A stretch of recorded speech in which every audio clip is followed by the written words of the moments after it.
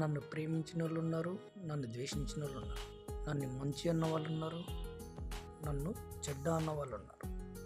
నా అన్న వాళ్ళే నన్ను వెనకల ఓ దెబ్బ కొట్టి పోయేటప్పుడు నాకు కలిగిన బాధ అంత ఇంత కాదు బ్రో. అలాంటిది నువ్వెంత అనుకున్న వాళ్ళు నేనింతే అని చెప్పాను. నన్ను మంచి అన్నవాడే నన్ను చెడ్డ చేసిపోతుంటే, నన్ను చెడ్డ అన్నవాడే నువ్వు మంచోడు అంటుంటే, ఈ రెండింటికి మధ్యలో నేను నిలబడి కామ్గా శాంతంగా ఉంటా చూడు.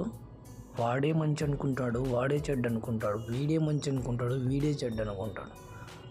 సో వీరిద్దరికీ నేను నచ్చాల్సిన అవసరం లేదు, నచ్చి చేయాల్సిన అవసరం లేదు.